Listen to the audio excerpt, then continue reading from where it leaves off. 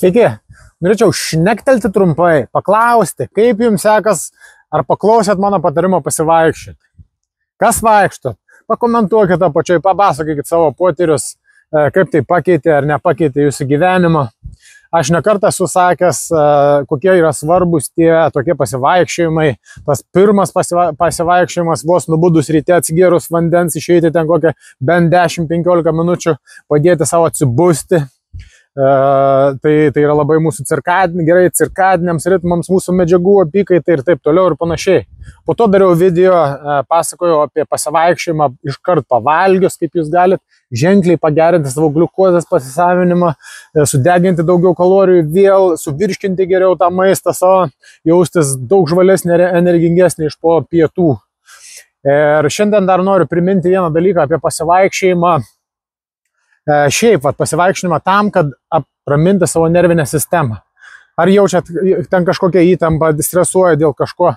Paprasčiausiai išeiti gamtoj kažkur 10-15 minučių pasivaikščioti, sustoti, pasirąžyti, pasitemti į vieną pusę, į kitą pusę, truputį kaip katinas ryte, į kokį medį įsikibęs, patemti atgal užpakalį.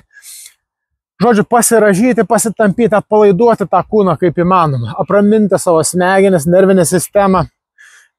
Gal teko girdėti, kad apie tą klajoklį nervą, dabar labai populiari tema, ten yra visokių stimuliatorių, kad atpalaiduoti tą mūsų nervinę sistemą, kad būti produktyvesniais, žvalesniais, kad diena eitus, žodžiu, geriau.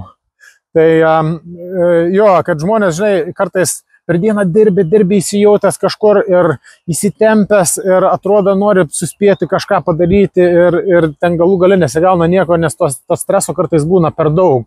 Reikia būtinai susiplanuoti per dieną bent kelias tokias trumpas pertraukėlės, kaip sakau, ryte, vos pabudus, pavalgius ir dar ten vieną skirti kažkokią ten kelias minutės bent pakvėpuoti giliai pilvu, tą diafragminį kvėpavimą, visi esat girdėję, ne kartą esu sakęs ir aš pats, bet čia jau nebe naujiena niekam turbūt, pakvėpuoti giliai pilvu. Ir tai yra labai veiksminga mūsų tos nervinės sistemos apraminimui. Kol mes esam įsitempę, kol mes esam strese, stresuodami, mes esam tikrai nei kiek kūrybingesni, laimingesni, nėra vietos nei meiliai, nei kūrybai, niekam. Tai žodžiu, labai paprastas receptas. Jaučiat nerimą, kažkokią stresą, išeikit, pasivaikščiokit nors trumpam, pasirąžykit.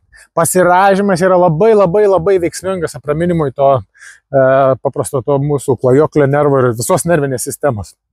Pasirąžom, pakvėpuojam kelias minutės giliai pilvu, ypatingai koncentruojantis ant iškvėpimo, iškvėpiam lėtai ir ilgai, įkvėpiam giliai, pilvas išsipučia ir lėtai iškvėpiam. Pakvėpuojam ir diena daug geresnė. Papasakokit, kaip sekas, ar paklausyt tų patarimų, ar darot, kaip veiksminga, neveiksminga.